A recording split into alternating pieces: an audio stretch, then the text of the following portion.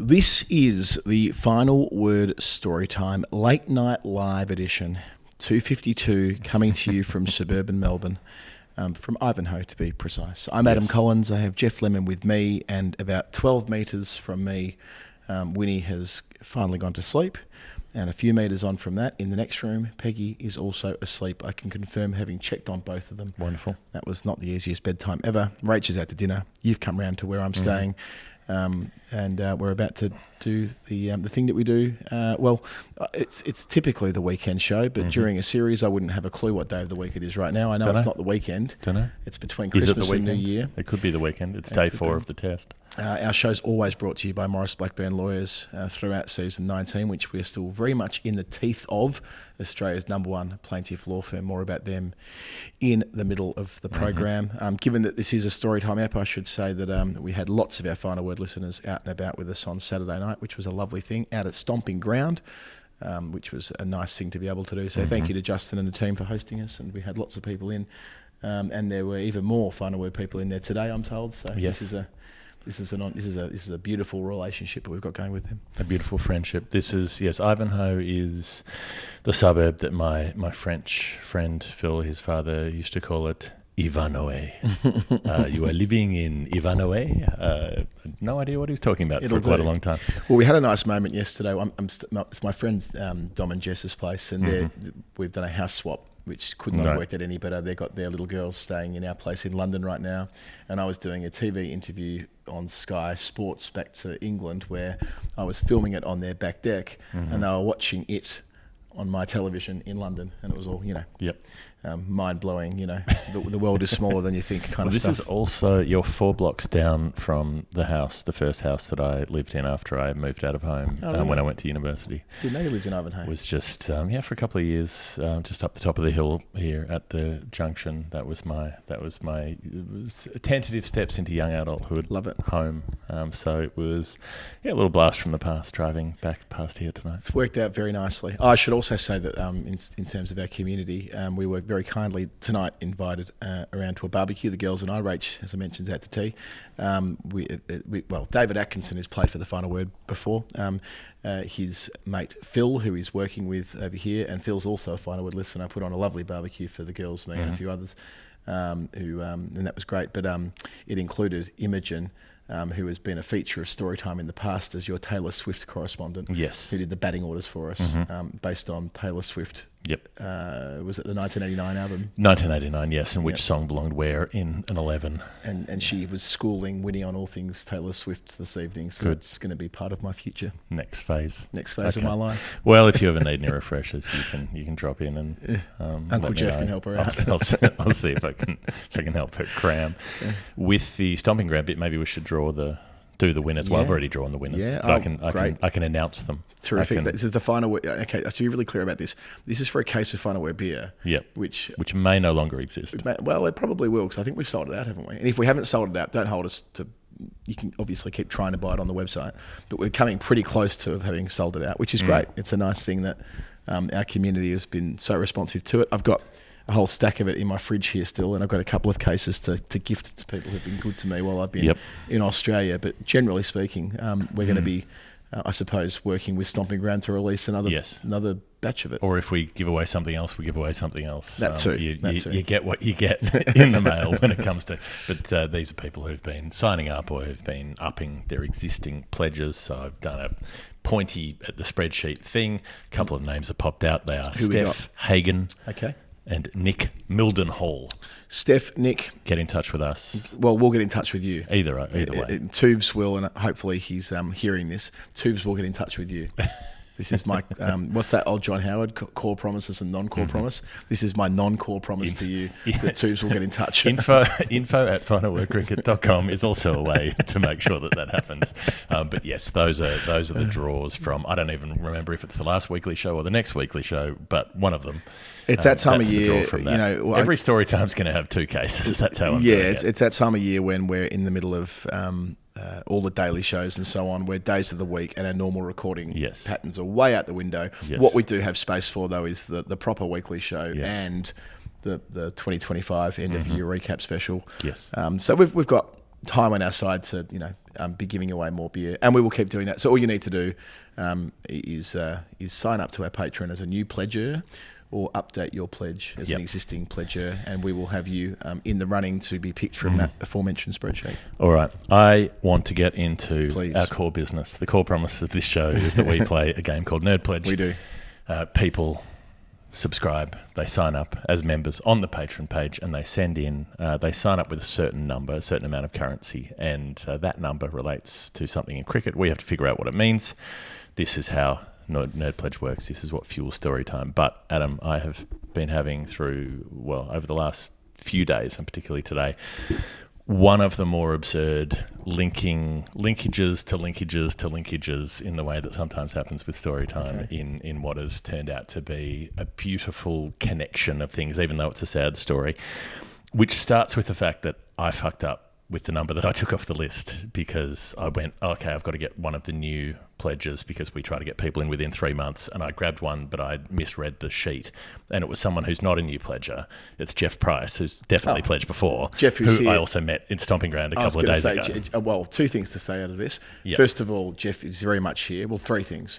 Two, Jeff's got a T-shirt made up of his first Nerd Pledge, which he wore to the Edinburgh Marathon a couple of years ago. And three, his lad, Dan Price, who was also here. Happy birthday, Dan. 25 today. There you go. Originally, I was hoping to go and see him tonight. We're having a few beers together to celebrate his 25th birthday. It's not going to happen because I'm obviously here with you, and was out at dinner before. But Dan, who's been, he's played more games of cricket for the final at 11 for anyone bar me, I'd suggest, with some authority. So happy birthday, Dan, and great that Jeff's on the show tonight. Yeah, so the whole point of this is I grabbed the number, I went, wacko, this matches with what I want to do, because it said free hit, and then I went and wrote the story that I wanted to tell, and then I realised that it was definitely not a new pledger, but it was too late. So here we are. So you are getting jumped up the list by a long way. It happens. It happens. It happens. So we're not saying there's too much rigour to the admin to this. We try our best, but this is fine. This is so in terms of circumlocution of the kind of stories we have, I spoke to you on the show recently about how Norcross and I ended up, during the Adelaide test, going through, seeing if we could remember every Australian player named Bruce. Yes. Right, and we talked about Bruce Laird and Bruce Reid and Bruce Yardley, the obvious Bruces. But then there are two other Bruces that were less obvious. My cousin Bruce and my brother Bruce, the John Cleese skit, whatever. Which is where it began. Yeah, I'm sure. I was talking about that sketch. Daniel doing a John Cleese skit? No. Really? No, never. So there was Bruce Francis, who was an attacking bat from New South Wales. Francis, who became a real menace later in life. Bruce Francis was Alan Jones's big mate. Okay.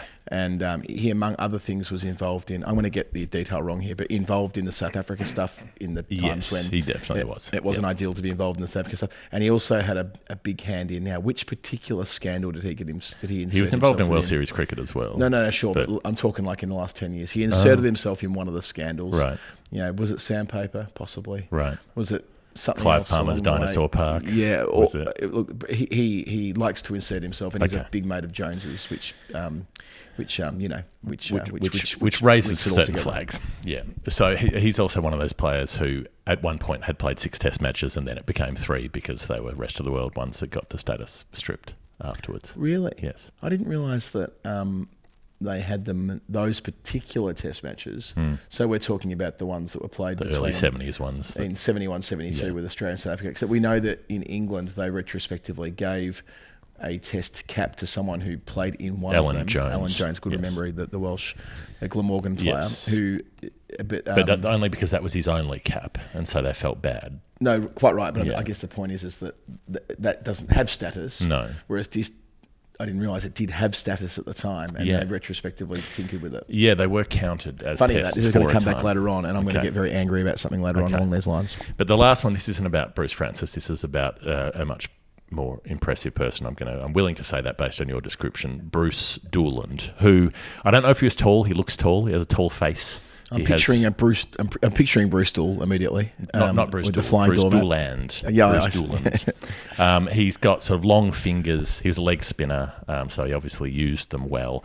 And so we had this conversation, Daniel and I, about Bruce Dulan, who I then started looking into, and then something that links in a way that I'll explain as we go through. It was the day after this conversation I learned that a few days earlier, Chris Wallace-Crabbe had died, who's one of the foremost poets that Australia's ever produced, and who was a mentor of mine, who supervised my thesis at university, and was someone who I'd had a fair bit to do with in the Melbourne writing area. So I was able to get to his funeral in Melbourne on the 23rd of December, which was, one of those, you don't want to say I'm glad I was there, but I'm glad that I was able to be there, and that the dates happened to line up. He was 91 years old. He'd lived a very, very full literary life. So this links in a way that I'll get to as we go through. So Bruce Dulan, born November 1st, 1923.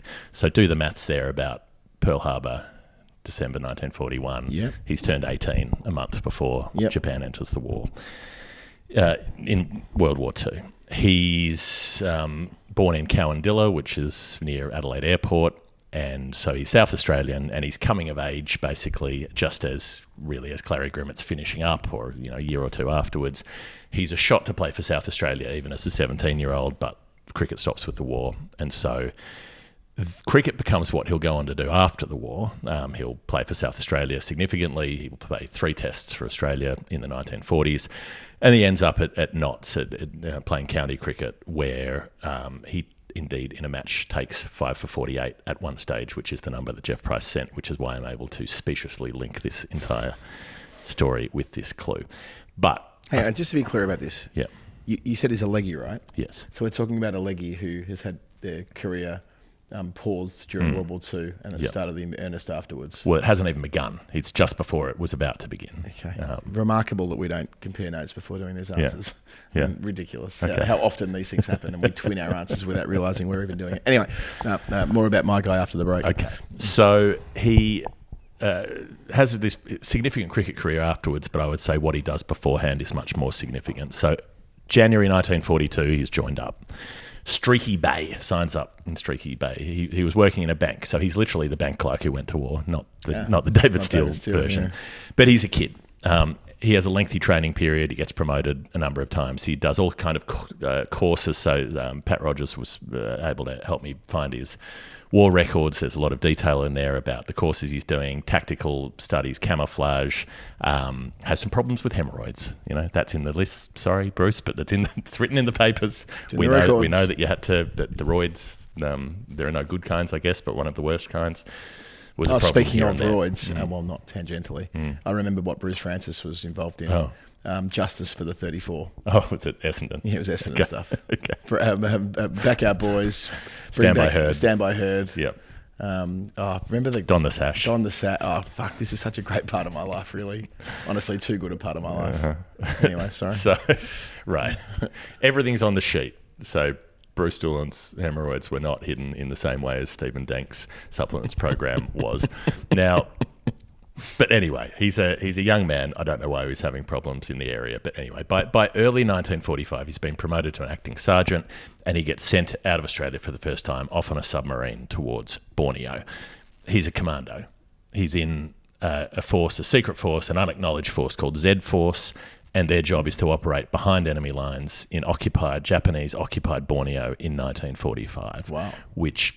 fuck me, like talk about a hairy detail. I was going to say, your life expectancy would not be grand. And 1945 might be a little bit better than it might have been a year or two before. It wasn't good for a bunch of other guys. So so a number of Z Force guys were captured in the field and would have suffered very brutal ends with the interrogations they would have certainly faced. There is a point where he's in this submarine. He's on a mission where they're trying to land. They've got these folding kayaks which they launch off a submarine, and they're trying to land on shore so that they can get ashore and do recon and basically figure out the defences, because the Allies are going to have to invade. They want to invade Borneo over the next few months, so they want to get an idea of where the Japanese are, where the troop concentrations are, defence strength, all the rest of that. And so these commandos are going in there to do tactical recon. One of the other folding kayaks capsizes. The soldiers on that drown. Bruce Dulan does make it to shore with the partner that he's been teamed up with. This is called Operation Platypus, because they're going from water onto land. Oh, good. To try to, so they sneak into the jungle under Japanese fire. The alarm's been raised, but they're able to escape miraculously, really, after being encircled. And he spends over a month and a half hiding out in the jungle, moving from place to place, being pursued.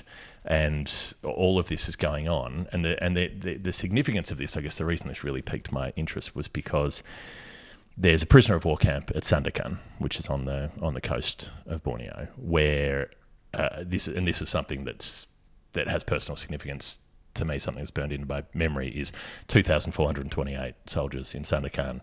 6 of them survived the war. It's one of the most horrific chapters in under the Japanese occupation that has a reasonable degree of notation. I mean, there were vast, untold numbers of Asian labourers who died on some of the construction projects, Burma Railway and so on, but there was no documentation of it. So, in a way, the POWs have the honour, I guess, of at least having their fate documented in some more meaningful way. But this camp is on the coast, and the Japanese have decided to move everybody from the camp to another camp 300 kilometres inland because they're worried about this Allied invasion. They're worried about the soldiers being liberated, and they're worried about testimony. They don't want anybody to be freed who will be able to speak about what's been happening in these camps where people have been starved, denied medicine, and subject to horrific beatings and have died at a prodigious rate. So all of this is going on at the same time as Bruce Dulan's in the jungle in Borneo in the business end of the war in 1945. And there's even, I remember reading about this, part of the urgency of moving the people out of the camp was due to discovering boot prints from Australian commandos, and it seems like that's probably likely that's Dulan's landing point, because the Japanese knew that Allied soldiers had landed because the boot prints didn't match the kind of shoes that the Japanese soldiers were wearing. So this is all something. The reason this is this is something that I know about is because this was the subject of the thesis that I did at university when I went and lived in Southeast Asia for a year, and I spent quite a few months in Borneo. It was 2005, so it was the 60th anniversary of the death marches, and I got involved with the local historical society that had that set itself the task to recreate the route that the march had taken, to map it out, to put it together from the original sources, and to do a tribute repetition of it, to march the march that these soldiers had walked for 300 k's into the jungle. And I was doing this thesis research, but I was doing history English combined degree, and while doing this research I'd sort of made the decision that I wanted to write the thesis, but as a creative writing thesis using the historical information. So I decided I wanted to do it as poetry. And so I requested, as a thesis supervisor, Chris Wallace-Crabbe, who I didn't know, but if you're looking at Australian poets who've got a major international reputation, there aren't many. There's Kenneth Slessor, there's A.D. Hope, there's Chris, there's Judith Wright, maybe Judith Beveridge. There aren't a lot. And so this was, it was somewhat absurd to be asking such a senior person to oversee a relatively junior thesis, but he agreed to do it. And backed the idea and said that this was a worthwhile idea, and gave valuable feedback through the process, and sort of gave me the encouragement that I'd actually written something that was worth reading. And I guess because this was such an unknown story at the time, like there was so little information about Sandakan because there'd been so few survivors. Okay. And because these escapees, so the 6 guys who survived, there's another 1, maybe 2 who'd been there earlier who got sent to a different prison and thus survived the war. But of those who were there for the last 18 months or so, there are those 6 survivors. All of them survived because they escaped. Everyone who stayed was killed. Some of them were killed a couple of weeks after the Japanese surrender in order to cover it up. And the guys who survived were told they all survived because they got help from local villagers who hid them, fed them, and eventually smuggled them through to some of the other Allied commandos who were doing like what Bruce Dulan was doing and working in the jungles behind enemy lines. And so these 6, there were 3 of them in one group, and there were 3 other individuals, one at a time, who managed to get smuggled out to boats, taken to American submarines or ships off the coast, and were eventually got out. But all of them were sworn to secrecy because basically the Australian government decided it was all too depressing, nobody wanted to hear about it, and thus they were told never to tell their story and to keep. So they got home, they had the horrific guilt of having survived this trauma and having watched so many of all of their friends die, and then were told, keep your mouth shut, don't say anything. Yeah. Morale. Yeah, morale. And I think, I mean, this was never admitted, but I would speculate that the other reason for it is that people would rightly ask why there was no rescue attempt launched when Allied command knew about the camps. They knew where they were. They knew that life expectancy was bad. They knew that people were dying. They had enough intel to know that things were very grim in those camps, and they essentially decided it wasn't worth the material cost, the amount of manpower, the logistic support, and all the rest of it to try to launch a rescue raid. And they basically said, well, we'll hope that some of them are still alive when we get there. And they weren't.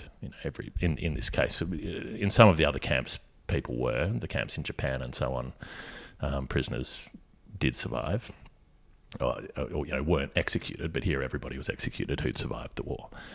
I mean, we hear about other horrific war crimes from World War II far more prominently than we do. I mean, it's kind of remarkable that I wasn't aware of this particular story until 20 minutes ago. You know what I mean? Like that's such a shocking number of people percentage of people who survived, and you're tipping that from what you're describing there, the majority of them would have been summarily executed. Yes, and that's would contravene every possible piece of international. Well, not that there was much of it. To be fair. There wasn't. This was all the international law piece to this was being ignored. Well, it was all constructed after World War II, wasn't it? I mean, around the time they.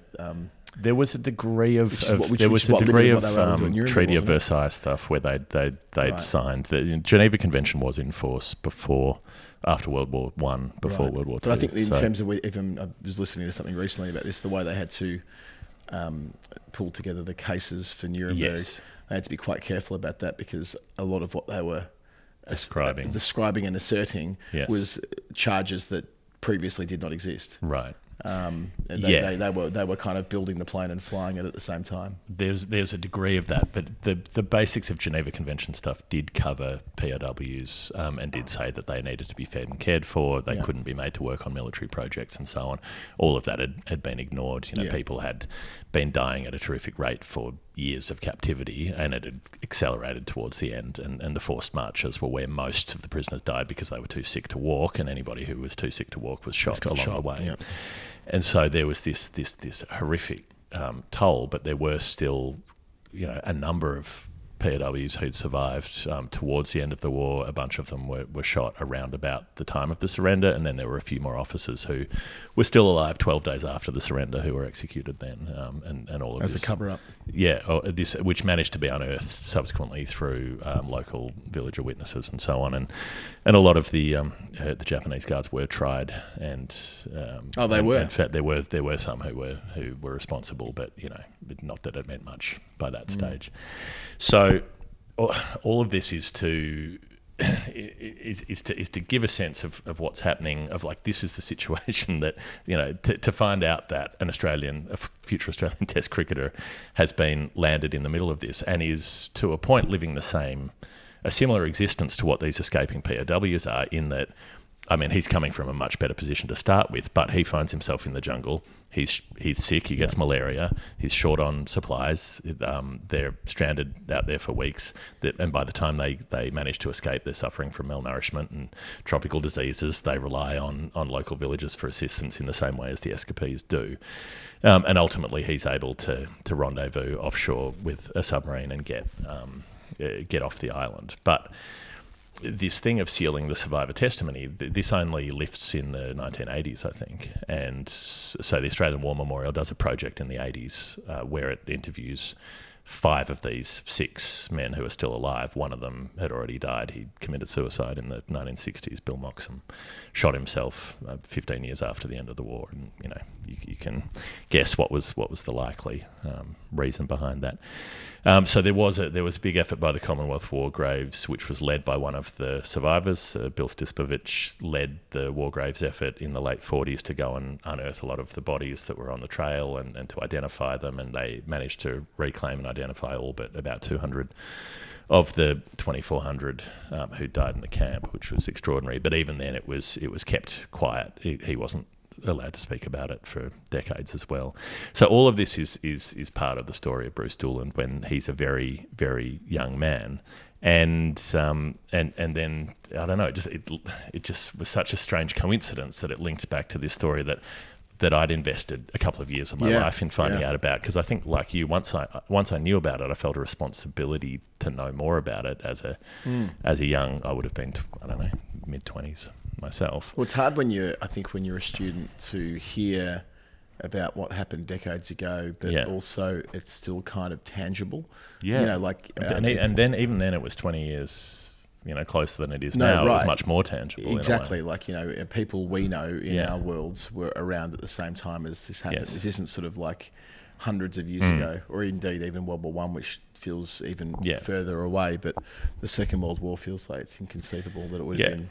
But even Chris Wallace-Crabbe was, because he was 7 years old when Japan invaded, so he remembered World War II as a child in Australia in Melbourne. So I don't know, it was just this strange linking of things, to have had this story come up and then to find out that he'd died and that he'd been so influential on this project that I'd been doing, to find out about this story, and then to find out that Bruce Dulan was intimately connected with it and was in the same jungle in the same year as all of this is happening, and then comes out of the war, and by December 1945 he's playing Shield cricket. He's debuting for South Australia, and he's knocking over your friend Jack Moroney and Ron Saggers and Ken Greaves and Bill O'Reilly. Takes 4 for in his first innings. All the boys. They've all got to run a story time, I think, at one time or another. They probably have, yeah. Maybe Ken Greaves hasn't. There's a bit of a sign in his second match in that Colin McCool for the other lot takes 7 wickets,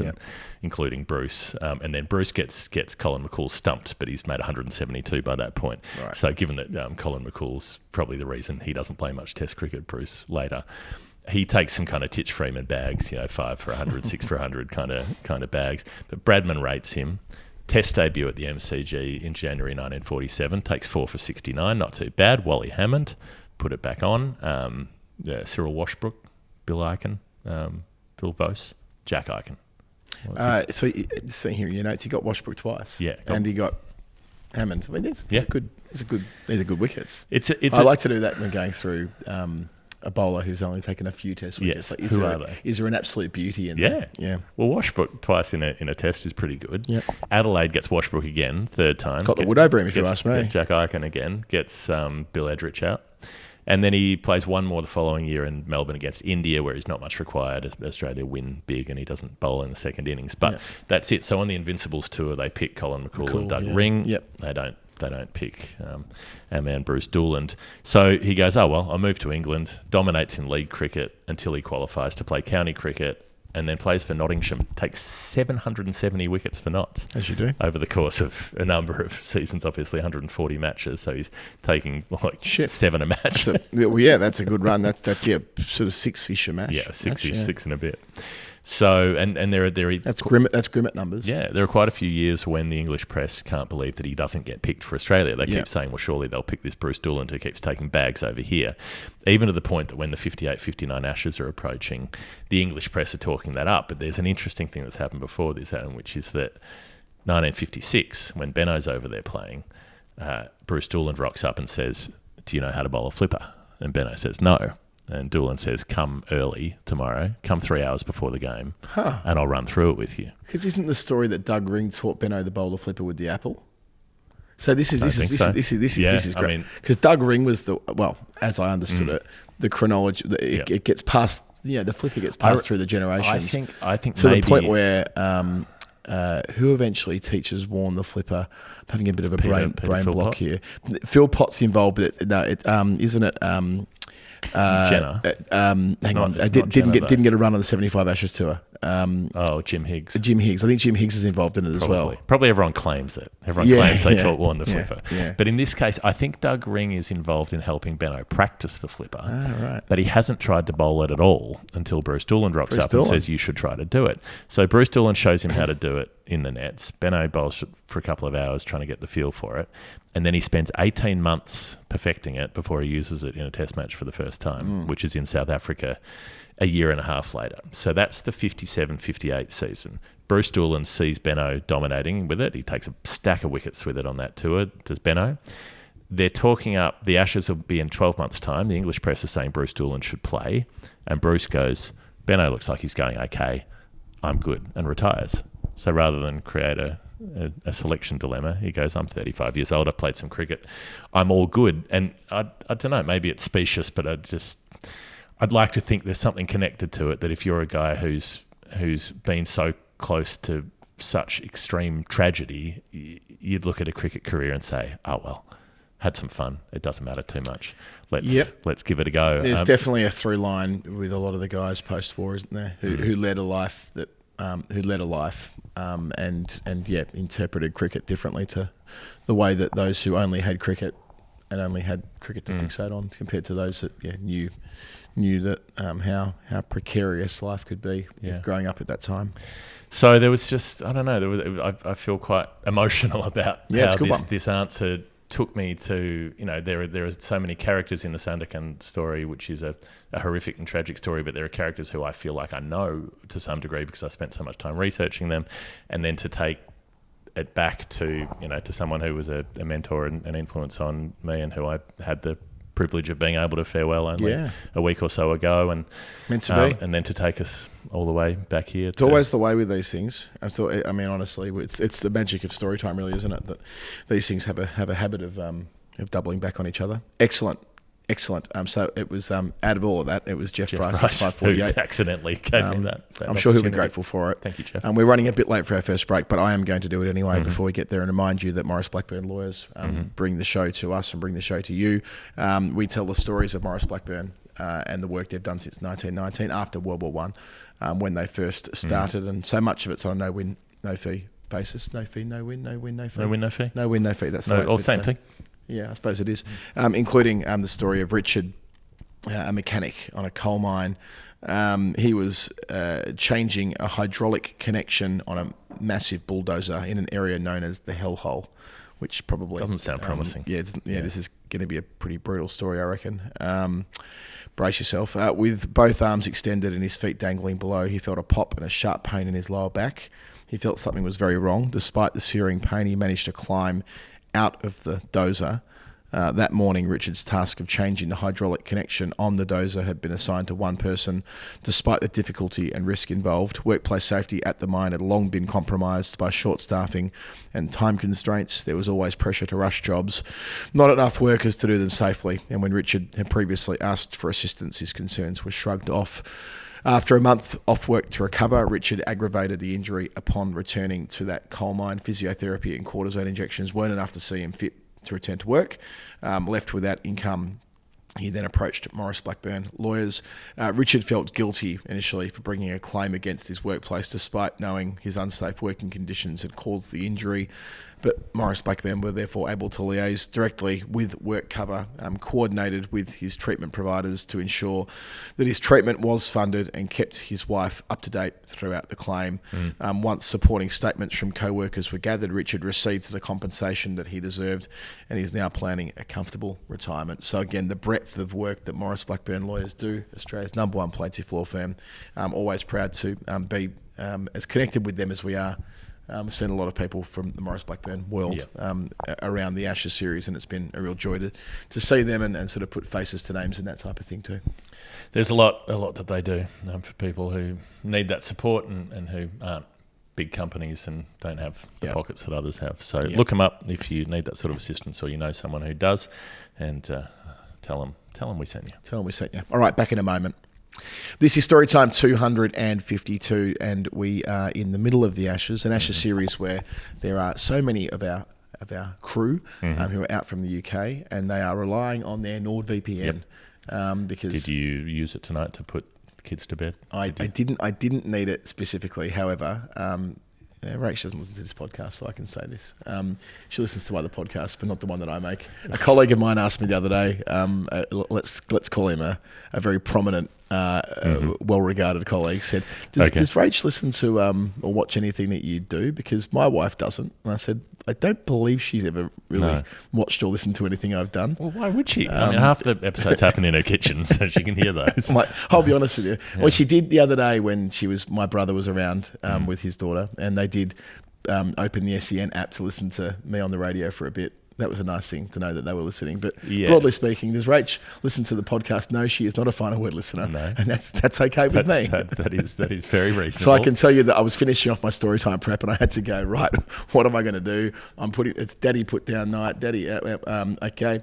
Out come the iPads. So they did watch a bit of telly before bed, which is generally speaking against the rules. Frowned upon. But we needed to get the job done. But we didn't need to draw down on our NordVPN because we've got the things they want already loaded up on their iPads. Saved them. But we have, believe you me, we have used that NordVPN account many times for the purpose of getting the girls watching what they need.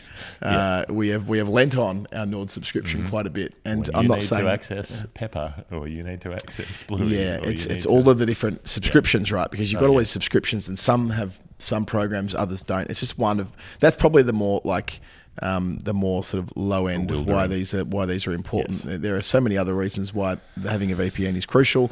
There's a security element to it. There's just the volume of countries that are working with Nord now. Is it over 150 now or something ridiculous? Yeah. When we started doing this integration a couple of years ago, it was like 70 countries. Yeah. They win awards all the time. It's a money back guarantee. You get months off by clicking the link that we have in our show notes, NordVPN.com/TV. I mean, I know that by now. NordVPN.com/TFW to repeat that. Yep. And also there is the free bit at the front. There is the existing discount built in. There are any number of reasons why Nord should be your people, and so many people with us right now from overseas who are doing just that. Yeah, look it up. Look up the link. It's so cheap you'll forget you have it. You know what I should do? What? Matthew Jones, Dr. Matthew Jones.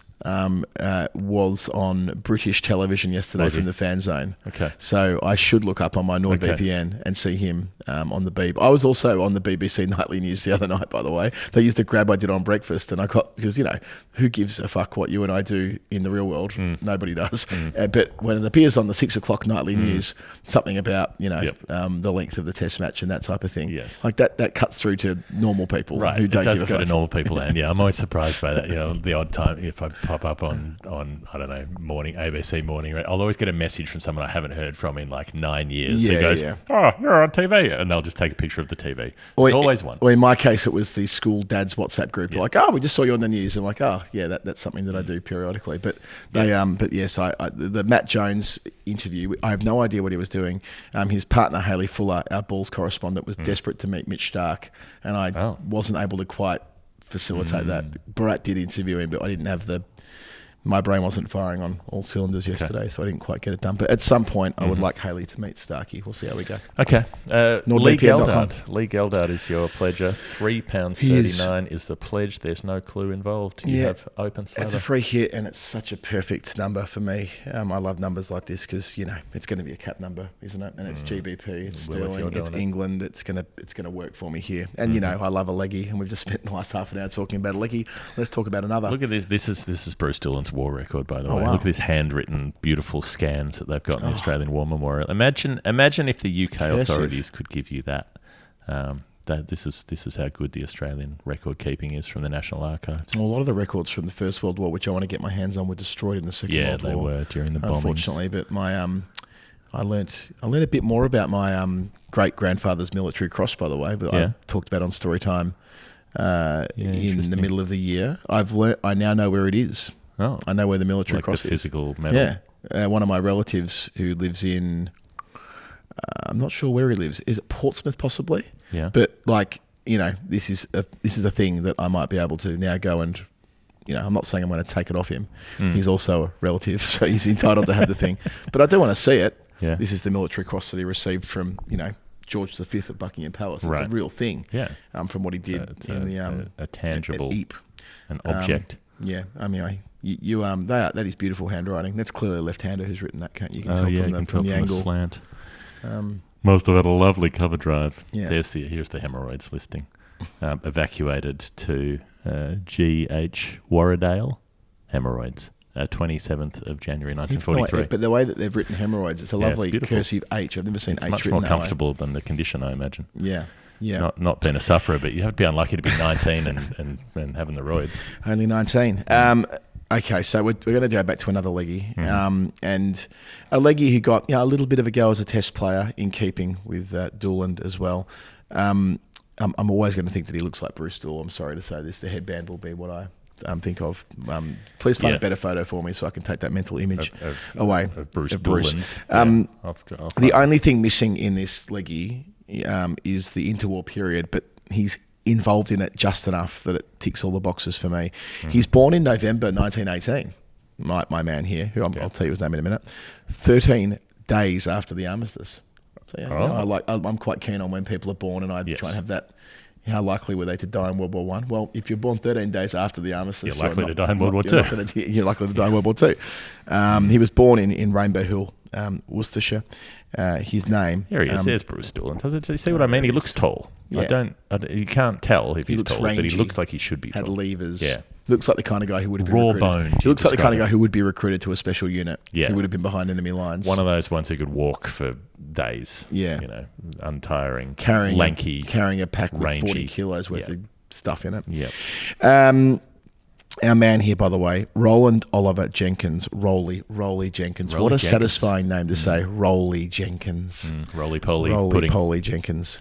Roly was the youngest of 10, and he was born in Rainbow Hill, Worcester, and so much of his life revolves around this part of Worcester. That's a nice name for a place. And he was spotted I've playing. been to Worcester. It's not very rainbow. It's pretty green. I love Worcester so much. I think this is maybe it's not rainbow, but it's stunning. I love Worcester. It's rain.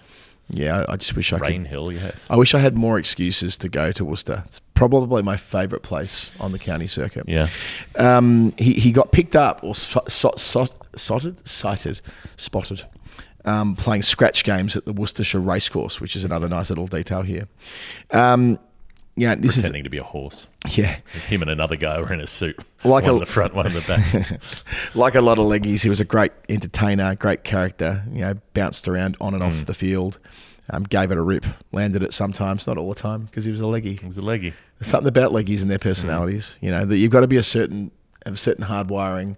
Maybe this will be part of my ADHD cricket book, which I'll write at some point, about the probability of having some neurodivergent element to you if you're a wrist spinner. I reckon it'll at least be correlative, or like a minor criminal record. Who's the other Roly? The teacher, the one who started the college. Oh, the one that started Millfield. Is that a Roly? Is it? Wasn't he Roly? Rollo. Yeah, Millfield School, which... I should remember this, but I'm sleepy. It's late. No, we're both pretty knackered. But it's a pretty good show so far, if I do say so myself. So we'll crack on. The thing about like what kind of personalities people have, the really interesting bit in one of the Sandercombe books is like basically all the guys who escaped were absolute menaces. They all had massive disciplinary records. Right. Like they were all troublemakers. Yeah. They'd all been like... if there were a cooler, they would have been thrown in it, kind of thing throughout their time in the army. And they were the ones who were like, all right, fuck it, we're gonna try to get out of here one way or another, basically. Right. So this man Roly, as I said, he great name. He was playing for Worcester by 1938, just before the war. Before the war intervened, he took 50 wickets in 1939.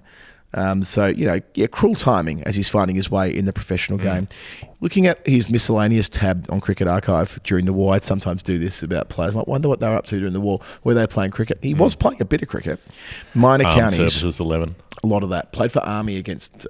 he played a first-class fixture for Army against Glamorgan, which is a bit of a steer as to what branch of the military he was in. He played quite a few military games, and there were lots of them, as we know. And he played minor counties, played some... Herefordshire stuff in that window as well. What about the army? Dad said son. Got played the other night at Finisher School. Did. Got to run. Ben Folt's got to run at Finisher School. It was nice. Yeah, and he was a bit of an icon straight after the war. So he had this really long run up for a leggy, which is not the norm for a spinner, obviously. And he did it all bowling in a cap. Stuart McGill had a pretty long run up.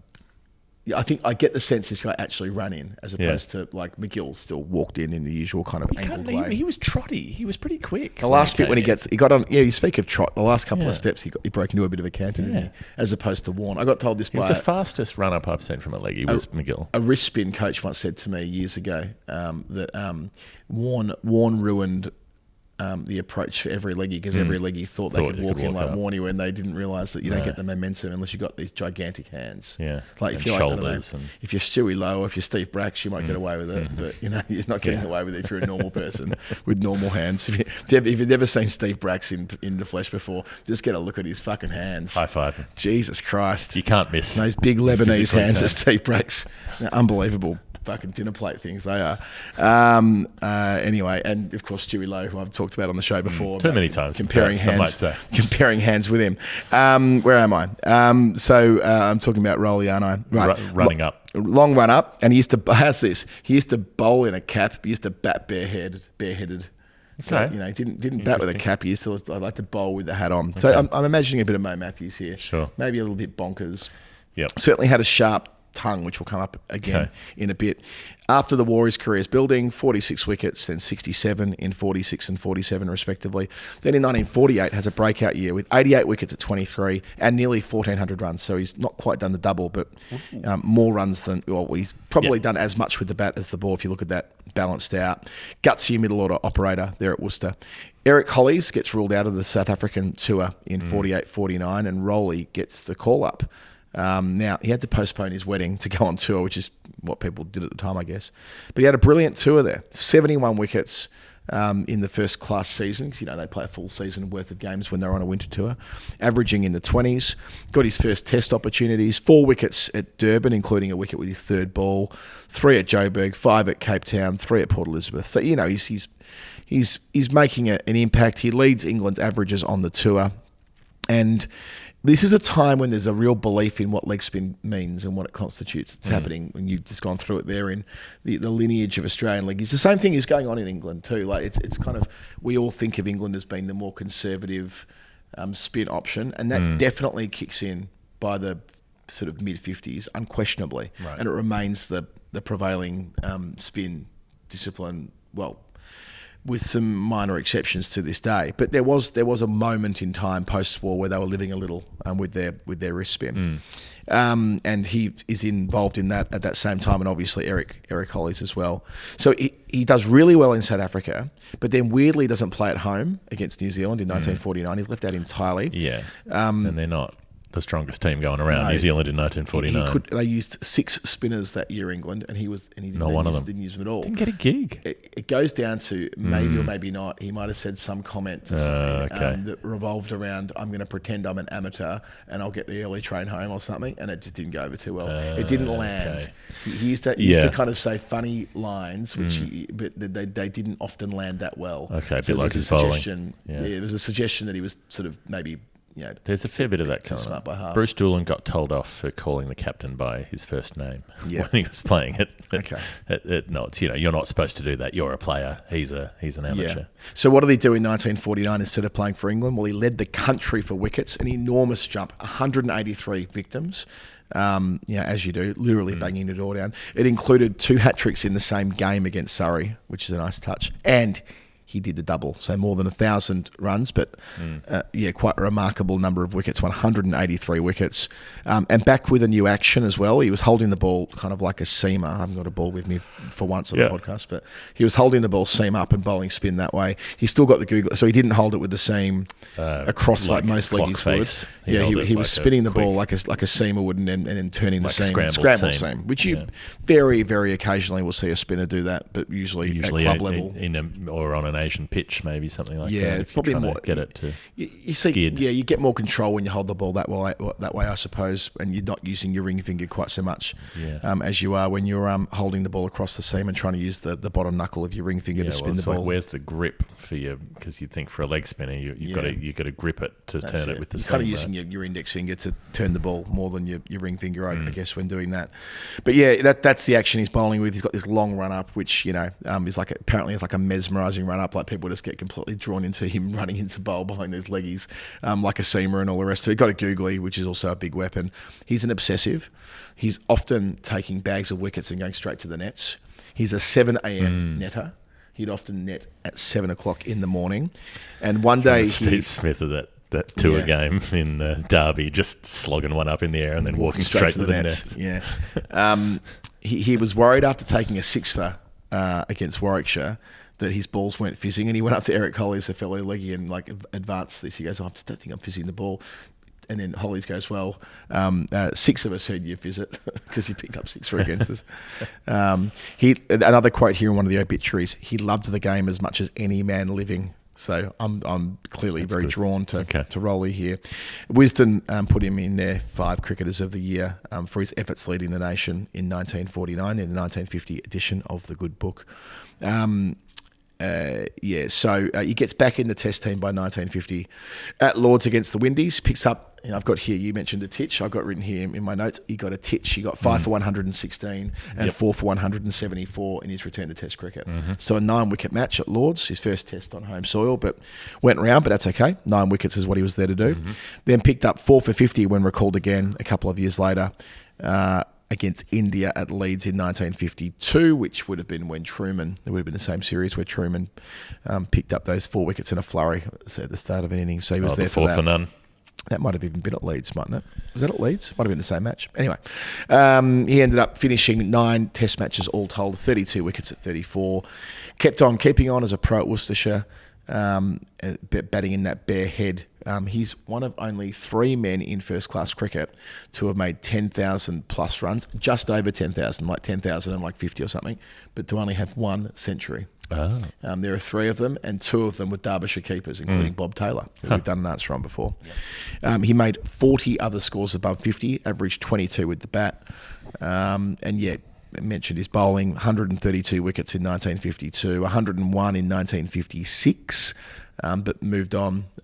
By that stage, England are very much ensconced with their finger spinner approach. They've got Laker and Locke, and the game moves on. By 1958, he's done. But he stays in the game. He umpires. He kind of coaches. He's a bit of a lifer at Worcester.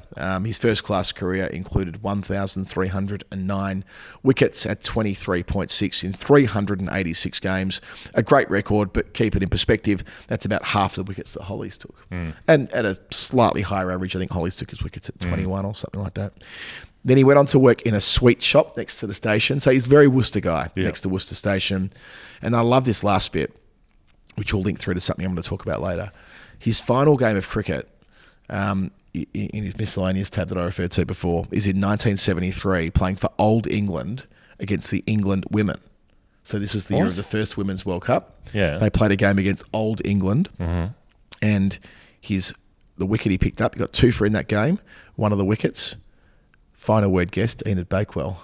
He picked up Enid Bakewell, who was, of course, playing in 73, stumped by Godfrey Evans, one of the all-time greats. So I love that. In a team that included Hutton, Harold Gimblett, Compton, and the aforementioned Godfrey. So some real big final word stories there in all of that. It looks a right winner. Lovely in this answer to be acquainted with a guy who's got a lovely name, Roly Jenkins, but seems like he had a really interesting life in the game as one of these leg spinners. And I like that we're talking about him in a week where another Worcester player, I know he plays for Notts now, but another Worcester player had a big role in a Test match in Josh Tongue. Wow. And I look forward to the old team in about 30 years' time when Yuvraj Singh and Sachin and Irfan Pathan still turning out for the Road Safety World Cup. Playing against England's women. Yeah. Playing against, Grace Scrivens' England team in 10 years' time, something like that. So that's could happen. I love it. I'm mindful now we fell into that trap where we've done only 2 answers and we're an hour into the show. That's okay. We've got a second. We got a couple that won't be as in-depth as true. that. But we'll go to a break. We'll go to a break via telling you that you should sleep better. Yeah. I mean, really, fair income. We're about to. We're both about to sleep very well. What I'm going to do with Rach, and I spoke about this morning, we're going to document my sleep journey with Zeus. And by that, I mean we're going to film me sleeping a little bit, I think. Not tonight. Well, you can just do an audio recording. And we're talking about doing like a time-lapse thing maybe. So you can kind of see where I'm more settled and I don't know. Yeah. This is an idea we're knocking around with. She'll have the intel. She's better at this stuff than me, and we're talking about how we can demonstrate to you how the Zeus is working, and it's working. And you can have it work for you as well if you're one of the people who snores because of their tongue being in the wrong spot, which is the vast majority of people who snore, and this can thrust your tongue forward. The TENS technology that anyone who's had a baby will know what that is. TENS, some electro something, electro nervous something. The TENS machine that pretty much as far as I'm aware, every pregnant woman uses at the pointy end. That technology, tingly, electric, naughty stuff. It's just in here. If you're looking at where I am right now, right there underneath your chin, it sticks on there. It's probably all told about 3 inches, 5 centimeters, and you don't even notice it's there. It tingles away cleverly after you've gone to sleep. So you set it up. Then you go to sleep and it kicks in once you're nodded off, and that means that you don't notice it anyway. It's such light, but it does enough. It does enough to get the tongue forward, get the air in, get the air where it needs to go to stop you from snoring and helping you sleep refreshed. Zeus Sleep's an excellent company. They're flying at the moment. Link in the show notes. TFW 2025 to get your discount. And why wouldn't you want to? It's a great gift. Gift it to yourself. Gift it to a friend. Gift it to a loved one. Make them sleep refreshed as well. We'll be back.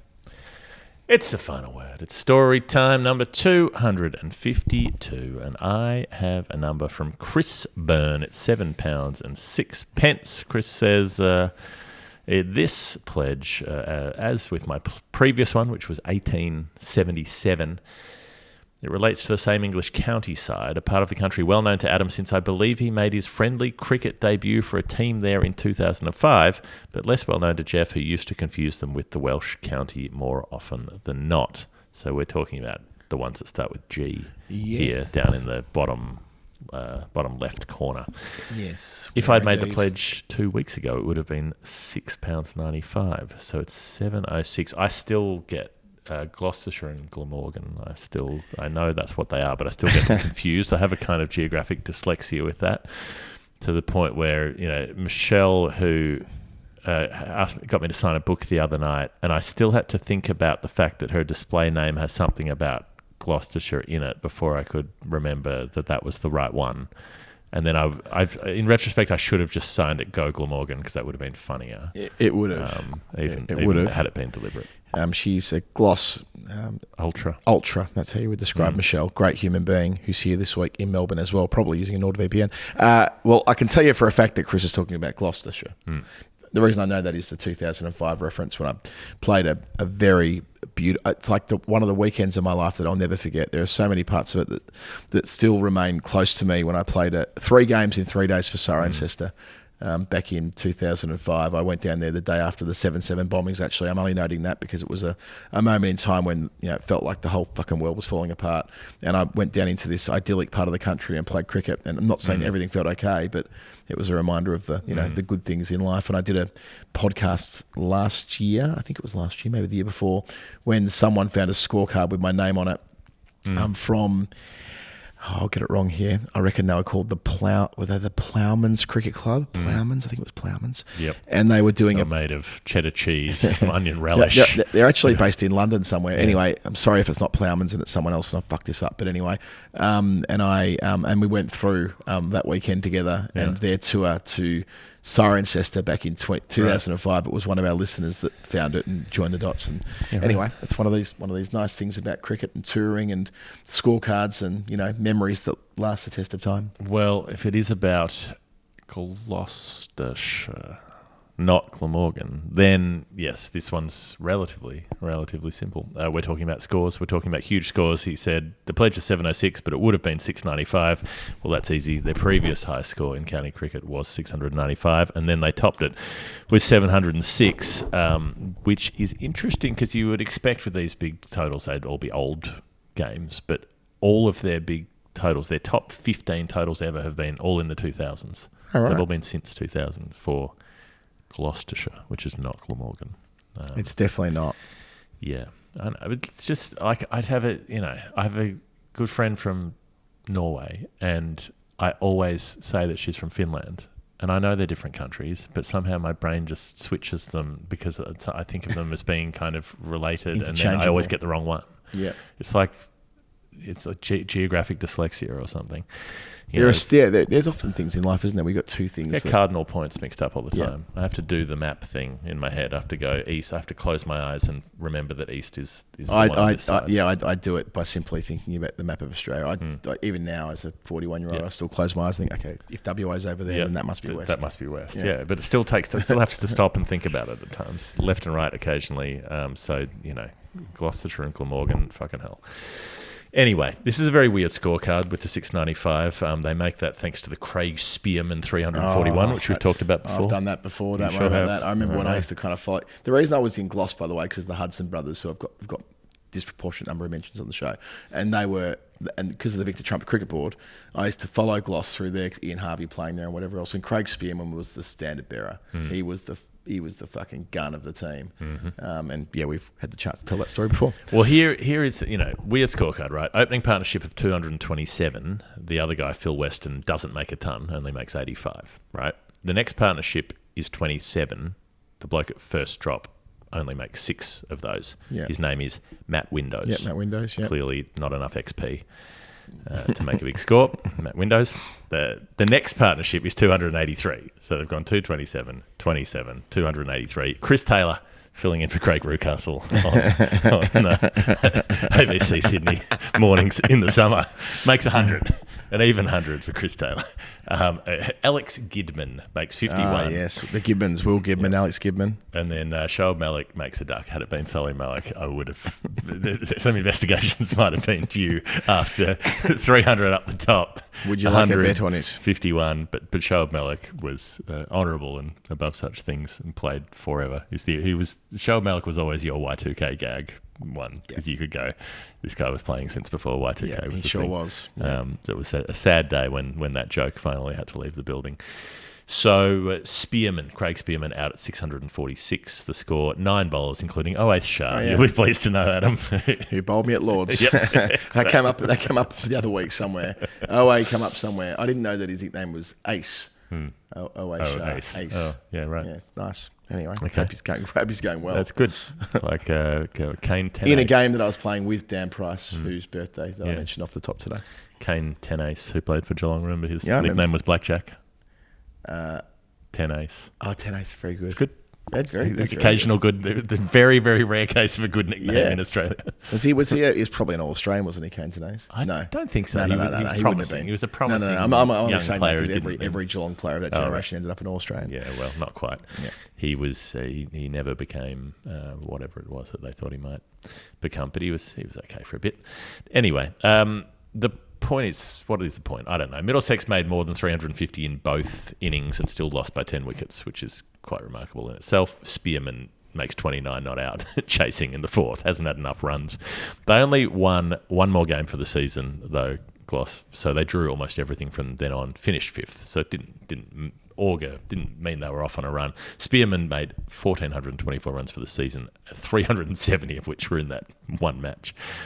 The 2024 season, though, so this was all the way back in 2004. 2024 season, another team makes over 350 in both innings against Gloss, while Gloss is making a big score, despite following on, and escaped with the draw. Peter Hanscom's Foxes, he wasn't captain, but they're still Peter Hanscom's Foxes, made 350 plus in both innings and didn't lose the game, though Gloucestershire made 706. Yeah, is that the... No, I've got the wrong... I was going to say, is that the Louis Kimber game, but that can't be, because that was when they were... When Ollie Robinson was bowling, so that can't be... No. That can't be it. But so yes. this is the 700 in this case is largely built on bangers. Cameron Bancroft makes 160 bangers and chats. Maybe I could just call Ben Charlesworth that. I could make that up. 126 is what Ben Charlesworth made. So they made 316 for the opening stand. Then Ollie Price, 72. James Bracey, the forgotten man of English cricket, made 92. Graham Van Buren, brother of Armin Van Buren, presumably hosting a white party at Rod Laver Arena, doing a 12-hour set. Yeah, I had some issues with the Home Office, Graham Van Buren, a couple of years ago, and James Bracey. Armin Van Buren might have as well. Yeah, this is a James Bracey. His coverage of all things sport on Sky News back in 2008. He was my fave on there. I think he has a senior role at Channel 9 these days, James Bracey, but not this one. I'll always remember him, not this James Bracey, as the gun reporter who was probably about my age, very enthusiastic, and is if he wants to hire me to do something one day after hearing this, go for it. Armin Van Buren used to do those 12-hour sets. It was his whole gimmick. I'm like, what do you must have a few Gatorade bottles stashed under the decks. What's going on there? That's the first. I'm like, that doesn't sound good. I don't want a DJ to be at the decks for 12 hours straight. No. That's not humane. That should not happen. You're going to have tubes strapped to you in some capacity, and I'm not interested in that. I don't want to go and watch a medical experiment while you drop some sick beats. Anyway, 706, and they only used 6 bowlers as well, which is remarkable. So Josh Hull was bowling, poor bugger. Ben Mike, Tom Scriven, Scott Curry, Rayan Ahmed, and only 9 overs from Louis Kimber. So they basically did it with 5 bowlers. Everyone bowled almost 30 overs. Yuck. And then Leicestershire made 371 from 122 overs, and then were asked to follow on. So they had to rock up and keep on bowling. Ed Middleston bowled 56 overs across the 2 innings. Rishi Patel made 100 and then a 50. There are a few other 50s. They cling on. They draw at 7 down. And the team that made 700 finished second last in Division 2. So didn't mean, I'm not sure why this pledge is here, given that nothing much really good happened either time, except for the fact they made a big score. But those were the days of Bancroft, who's now 33 years old, and you fear that might be that. You do fear that. I do fear that. I hope that Cameron Green plays a full season with Gloucestershire. I think that could be the best. I mean, he's got. Well, he can't, can he? He's at the fucking IPL, isn't he? For $4 million. Well, he can't play. He probably can't play the back end of the Shield either, because he'll also be at the IPL. I didn't know that. That's. Well, isn't it? I mean, they'll want him from. I have had the T20 World Cup anyway, won't he? He'll be in that. He'll be T20 World Cup, then he'll go straight to IPL, and he won't play any Shield. Ugh, yuck. So, how's he going to? How's he going to deserve a test spot? I think they need Cameron Green playing 4-day cricket, like lots of it. Yes. I don't really care where. Where else they play. There are other people who can play T20 cricket. Yeah, well, although I think Green is quite central to their T20 World Cup plans. Not unreasonable. He's on a national contract, but also the next thing, how are they going to get him to play? And he's not going to be able to play county cricket at the end of the year. So he'll be playing those tests. Maybe they should make sure he doesn't play those test matches up at the top end to give him more space to play some cricket in England. Or this is dangerous, but I just feel like he just needs to play cricket. I just feel like he doesn't play enough cricket. Yeah, the best way isn't to stop him playing test matches. Played 2 games for Gloucestershire, 3 games for Gloucestershire, and they loved him. Whoever paid his wages last year can pay his wages again. Yeah, there's that rich fan wasn't there. It's not the person I speculated at the time. I'm sorry about that. It wasn't Mary Poppins' employer. Wasn't Aaron Banks. Wasn't Mr. Banks. No. Anyway. The magic lady down the chimney. We've got one last number. It's a revisit. It's from recently. It was Amelia Vine. I thought you were absolutely spot on with 134, and you talked about 1934 when number 1, the first women's test match, happened, and apparently that's not the right answer. No, and it was like they were chasing 30. They were 34 for 1 when England won the test. It all lined up. But then I was reminded by Meals that, of course, every pledge she puts in is Welsh. Because she's very proud of Welsh. Great. Yeah. And that theme returns or recurs here in women's cricket. And therefore, we're going to go to Lynn Thomas, who made 134, the first century in a World Cup, because, of course, the first Women's World Cup predates the first Men's World Cup. She was a Welsh right-handed batter, played 22 times for England, 10 of those were test matches.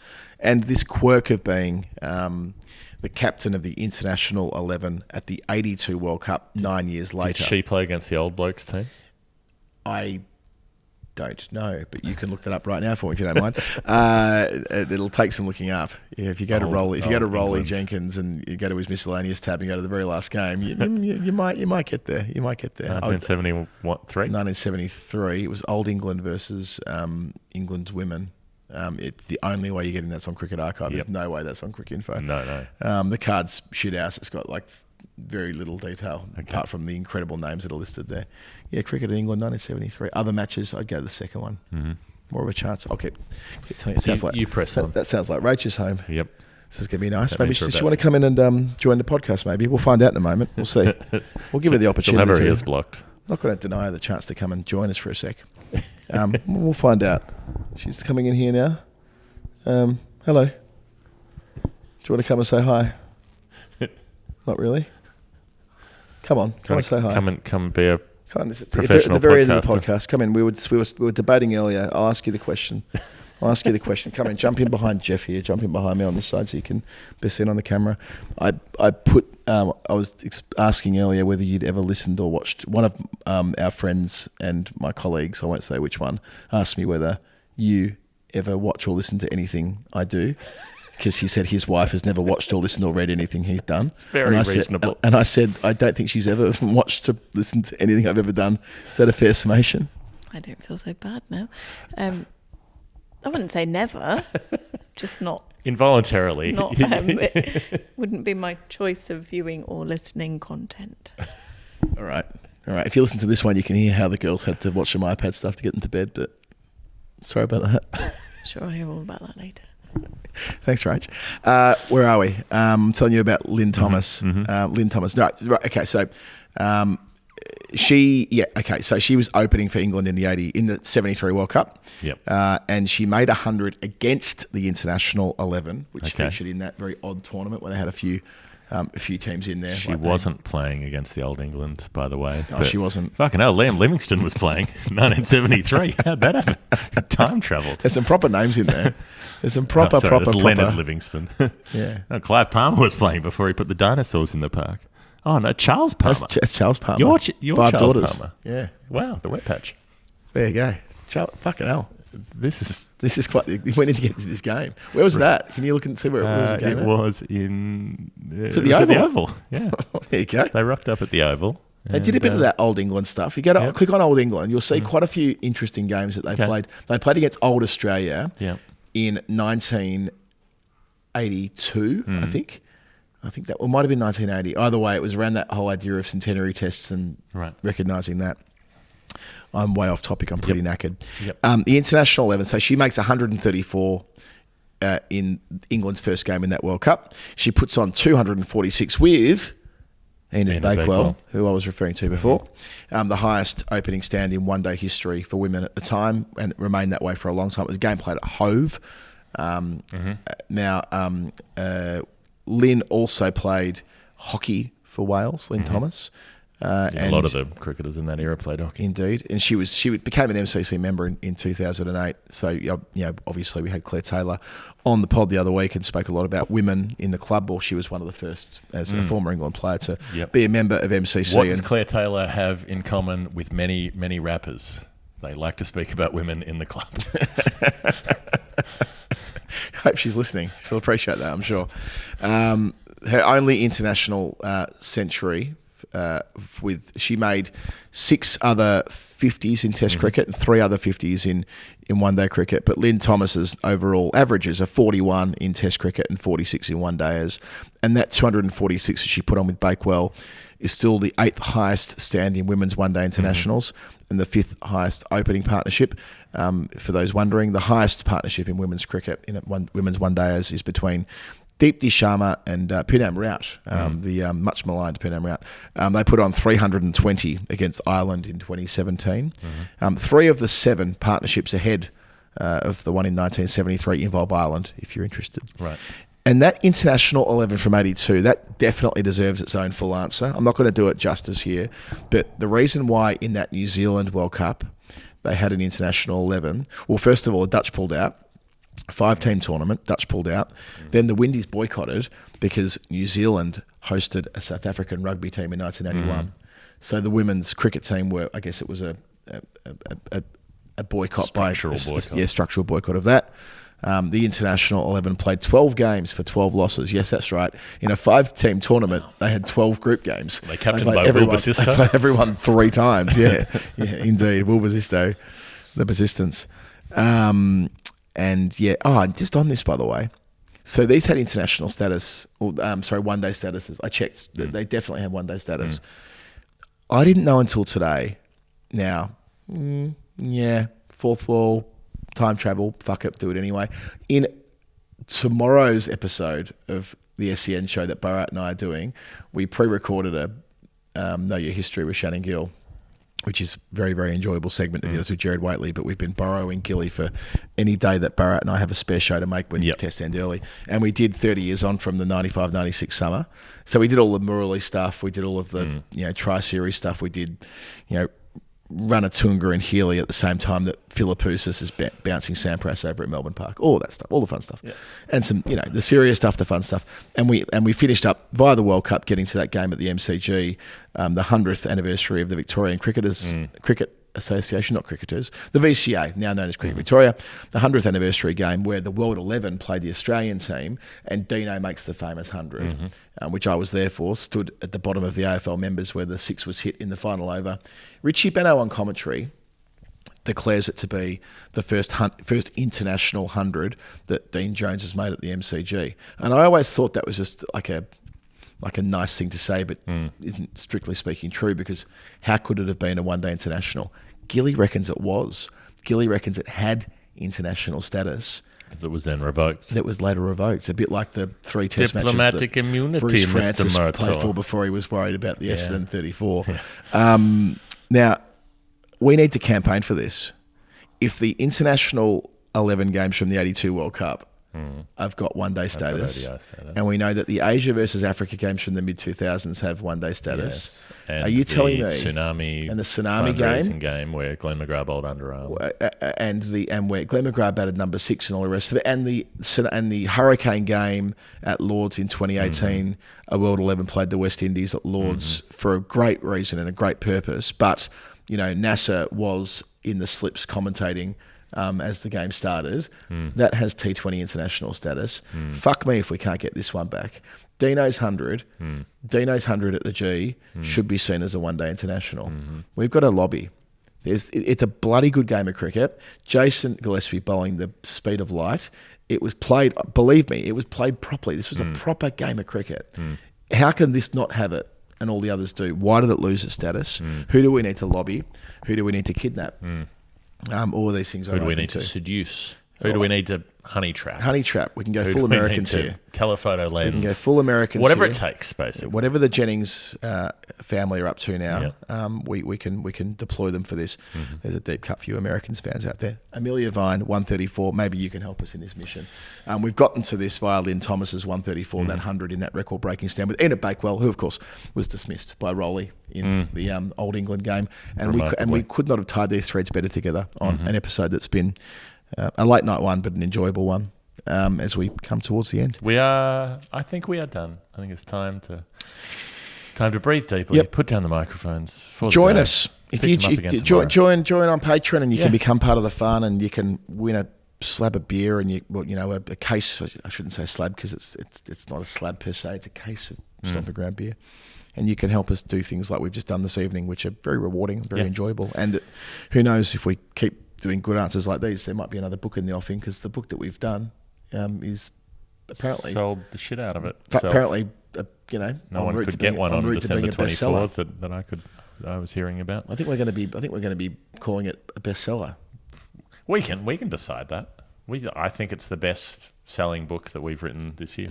So that is what we've decided. I've signed a lot, that's for sure. That is true. That's Storytime 252. It's going to be out now. Put it in the bag. It's going to be going out now, and then we're going to come back tomorrow. We're going to record the weekly. We're going to record the end of year show. We're going to be doing all sorts of things before we get to Sydney. That's us done. That's absolutely us done. Time to go to bed. Good night. Thank you for watching. Thank you for listening. Ta-da. Bye.